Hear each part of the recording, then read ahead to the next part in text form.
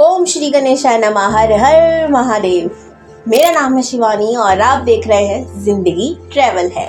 तो आज की इस वीडियो में आप लोगों को बताने वाली हूँ कि आप मेडिटेशन सरल तरीके से कैसे कर सकते हैं और ऐसा कौन सा तरीका है जिसे मैं इस्तेमाल करती हूँ अपने रोजाना जीवन में। तो मेरे संग जुड़े रहिए इन 6 तरीकों को जानने के लिए। तो अब हम बात करने वाले हमारी पहली मेडिटेशन माइंडफुलनेस मेडिटेशन के बारे में। माइंडफुलनेस मेडिटेशन को करने का तरीका तो आसान नहीं है, लेकिन हाँ, आप इस मेडिटेशन का इस्तेमाल कर अपने पास्ट को भूलने में मदद ले सकते हैं। यानी कि अगर आपके पास्ट में कोई भी चीज़ ऐसी है जो आपको बहुत तकलीफ दे रही है, आप उसे भूलना चाहते हो, तो माइंडफुलनेस मेडिटेशन आपके लिए सही है। और आप प्रेजेंट में जीना चाहते हो, उसके लिए भी आप माइंडफुलनेस मेडिटेशन का इस्तेमाल कर सकते हो। तो चलिए मैं आपको बताती हूँ कि इस मेडिटेशन को करते कैसे हैं।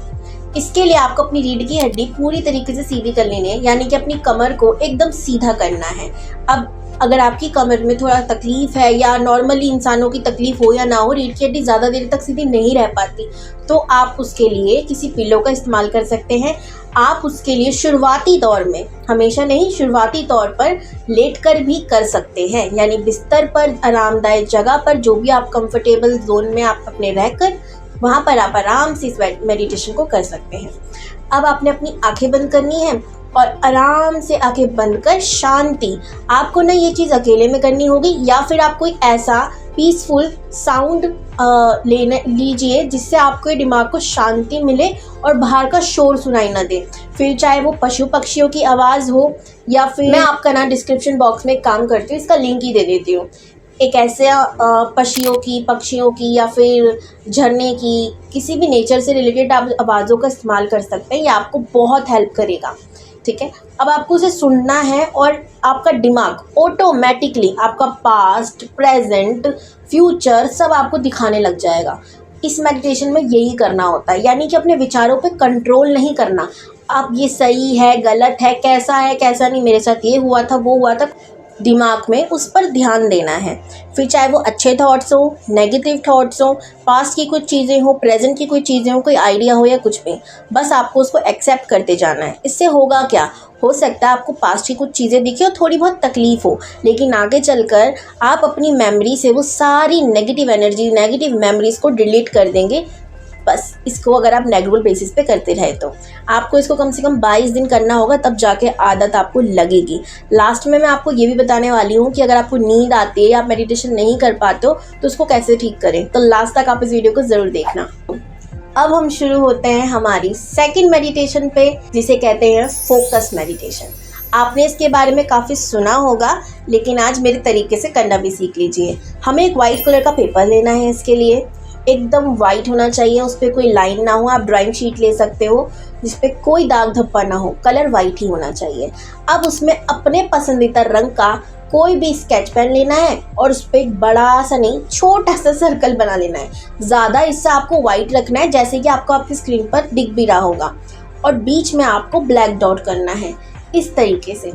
और इसके इस्तेमाल से आप अपने प्रेजेंट में रहना शुरू कर देंगे। अब इसका इस्तेमाल कैसे करना है, आपको अपने आप से कम 3-4 फुट दूर इस पेपर को रखना है और इस पे फोकस करना है। किस पर, इस ब्लैक डॉट पर। वाइट डॉट, वाइट पे वाइट नहीं दिखेगी, रेड या ग्रीन जो भी आपका फेवरेट कलर हो, उससे थोड़ा डार्क रखना, उस पर फोकस करना है। अगर आप ऐसा करते हो तो आप प्रेजेंट में जीना शुरू कर दोगे, पास्ट को भूलने लग जाओगे, फ्यूचर की अच्छी तैयारी होगी।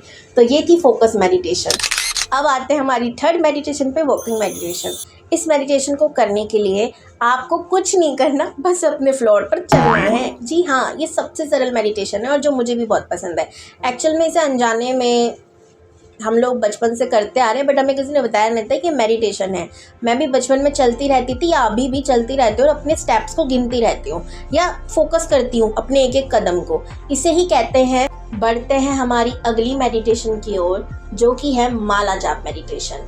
आप इसमें, आपको पता ही है माला जाप का बोला है तो इसमें कोई ना कोई माला होना बहुत ज़रूरी है।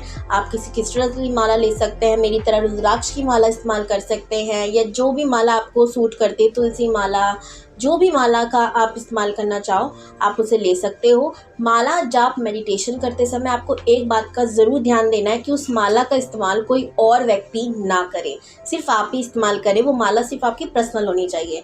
आप उसको मंदिर में रखिए, अपने पास रखिए, लेकिन किसी और को यूज़ करने मत दीजिए, क्योंकि आप उससे अपनी डेली वाइब्रेशन दे रहे हैं, अपनी एनर्जी दे रहे हैं, और आपको वो एनर्जी किसी और के साथ शेयर नहीं करनी। वो एनर्जी सिर्फ परमात्मा और आपके बीच होनी चाहिए।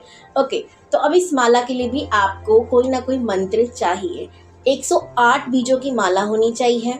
अगर आप रुद्राक्ष की माला ले रहे हैं और उसमें बीज थोड़े टूटे होते हैं या माला टूट जाती है बीच बीच में, तो उसको तकलीफ़ करने की कोई बात नहीं है। मैंने देखा है लोग बहुत ज़्यादा स्ट्रेस में हो जाते हैं कि आज हमारी माला टूट गई। ऐसा कुछ नहीं होता। कई बार जब धागे कमज़ोर हो जाते हैं तो माला टूट जाती है, आप उसे वापस जोड़कर इस्तेमाल कर सकते हैं। इस बात का ध्यान रखिएगा। कोई भी मंत्र ले लीजिए, जैसे कि मैं इस्तेमाल करती हूँ, फिर कहूँगी ओम नमः शिवाय या और कोई विष्णु मंत्र, तो आप उसका जाप करें। जाप करते वक्त आपको एक बात का ध्यान देना है कि आप अपने सीधे हाथ से जाप करें और अपनी ओर बीजों को लाएं, इस तरीके से, ठीक है, ना कि इस तरीके से। कभी भी इस तरीके से बीजों को जाप नहीं करते हैं, हमें अपनी ओर लाना होता है धीरे धीरे, ठीक है। और आप एक मंत्र कंप्लीट करेंगे, एक बीज अपनी ओर खींचेंगे, फिर एक मंत्र कंप्लीट करना है, फिर अपनी ओर एक बीज खींचना है। इस तरीके से माला जाप मेडिटेशन होती है। आई होप सो आपको समझ में आ गया होगा। सो अब बढ़ते हैं हमारी लास्ट और 6th मेडिटेशन की ओर, जिसका नाम है ब्रीथिंग मेडिटेशन। ये तो बहुत ज़्यादा फेमस है। इसमें करना क्या है, आपने काफ़ी गाने सुने होंगे ना, सांसों की माला में। अब बस मेरे गाने पे मत जाइएगा ना, आवाज़ पर। अब बस इतना समझिए कि हमें अपनी सांसों की माला से ही जाप करना है, यानी कि हमें अपनी सांसों पर फोकस करना है। धीरे धीरे हम अंदर सांस ले रहे हैं, बाहर सांस छोड़ रहे हैं, हमें इसी पे फोकस करना है। और इसे ना ज़्यादा आपको प्रेशर में नहीं करना कि हम लंबी लंबी गहरी गहरी सांसें लेते हैं, ज़्यादा देर तक सांसें रोकते हैं, ऐसा कुछ नहीं। शुरू में आपको बहुत सरल तरीके से, नॉर्मल जैसे आप सांस लेते हैं वैसे ही लेना है, इस पे फोकस करना है। और याद रखिएगा, मुंह से सांस नहीं लेनी, नाक से सांस लेनी है। अपनी नाक का इस्तेमाल करना है इसके लिए। कहीं ऐसा नहीं आप करके मुंह का इस्तेमाल करके जा रहे हैं, ऐसा नहीं करना। तो ये थी हमारी 6th मेडिटेशन, जो कि हो चुकी है कंप्लीट, और आप लोगों को समझ में भी आ गया हो कि आपके लिए कौन सी मेडिटेशन बेस्ट है। अब मैं आपको बताती हूँ कि मैं कौन सी मेडिटेशन का इस्तेमाल करती हूँ। मैं इनमें से 2-3 मेडिटेशन का इस्तेमाल करती हूँ और करती रहती हूँ, जैसे कि माला जाप मेडिटेशन, जो कि मुझे बहुत पसंद है। उसके बाद ब्रीथिंग मेडिटेशन, उसके बाद वॉकिंग मेडिटेशन। ये कुछ मेडिटेशन है जो मुझे बहुत पसंद है। मंत्रा मेडिटेशन, इसका इस्तेमाल मैं बहुत ज़्यादा करती हूँ। इनमें से सबसे ज़्यादा इस्तेमाल मैं करती हूँ मंत्रा मेडिटेशन, माला जाप मेडिटेशन का, और भी करती हूँ बट इसका ज़्यादा करती हूँ जितना मेरे को लग रहा है। हाँ, और अब बात करते हैं कि मेडिटेशन करनी कितनी देर तक है। तो ये डिपेंड करता है आप पे डिपेंड करता है कि आप कितना देर मेडिटेशन को दे सकते हैं। मेरी सलाह माने आपको 5 मिनट 10 मिनट ही शुरुआती दौर में देना चाहिए। अगर आप इससे ज़्यादा देंगे तो आपको नींद आने लग जाएगी, सर घूमने लग जाएगा, और अगले दिन से आप कहेंगे ये मेरे बस की नहीं है, मेरी कमर दर्द हो जाती है, मैं फोकस नहीं कर पाता, आपको ना इरिटेशन हो जाएगी। और आपको पता है मेडिटेशन से हमें टेंशन भगानी है और टेंशन पालनी नहीं है, तो इसकी टेंशन मत लीजिएगा। मेडिटेशन हो नहीं रही है। हर चीज़ शुरुआत में नहीं होती है, मुझसे भी नहीं हुई थी, काफ़ी वक्त लगा था। कम से कम 22-23 दिन लगते हैं अपने आप को फोकस करने के लिए किसी भी एक चीज़ पर। तो आप टेंशन मत लीजिएगा। बाकी अगर कोई भी प्रॉब्लम आपको मेडिटेशन करते वक्त होती है तो आप मुझे कमेंट में बता सकते हैं, मैं ज़रूर आपकी प्रॉब्लम सॉल्व करने का सोचूंगी, मतलब बताऊंगी आपको आपकी प्रॉब्लम का सलूशन। अच्छा, मैंने काफ़ी लोगों को देखा है कि जब वो मेडिटेशन करते हैं तो उनको फीवर आना शुरू हो जाता है या तबीयत थोड़ी सी ख़राब होनी शुरू हो जाती है। उसकी भी आपको चिंता नहीं करनी है। जब हमारी वाइब्रेशन हाई हो रही होती है तो हमारी लो वाइब्रेशन, हाई वाइब्रेशन, हमारे चक्रास बैलेंस हो रहे होते हैं, अनलॉक हो रहे होते हैं, तो इसका प्रभाव हमारे शरीर पर, हमारी बॉडी पर पड़ता है थोड़ा बहुत। तो ऐसा नहीं आप मेडिटेशन स्टॉप कर दो। मेडिटेशन स्टॉप करने का मतलब ये है कि जहाँ से आपने शुरुआत करी थी 0, वापस आप वहीं पर आ गए, तो ये मत करिएगा। आपको रेगुलर बेसिस पर मेडिटेशन करते रहना है, बस इस बात का ध्यान रखना। चाहे कुछ भी हो जाए, आप मेडिटेशन नहीं छोड़ेंगे तो आपकी ये हालत ठीक हो जाएगी। कुछ अलग अलग प्रभाव पड़ता है, हर किसी पे सेम नहीं पड़ता, ये भी मैं आपको आपको कहूँगी, किसी को कुछ एक्सपीरियंस होता है, किसी को कुछ होता है। मेरे टाइम पर मुझे थोड़ा थोड़ा फीवर आना शुरू हुआ था, तो मैंने सोचा आपसे भी मैं ज़रूर शेयर करूँ। तो ये थी मेडिटेशन करने के तरीके, आपके लिए सोल्यूशन। अगर आपको और भी कोई भी दिक्कत हो रही है तो आप मुझसे शेयर कर सकते हैं। मैं आपकी दोस्त हूँ, आपकी सारी दिक्कत ज़रूर सॉल्व करूँगी। बाय बाय, हर हर महादेव। देखते रहिए और नेक्स्ट वीडियो आप लोग ज़रूर देखिएगा, आपके लिए बहुत बड़ा सरप्राइज है उसके लिए। ज़िंदगी ट्रैवल है।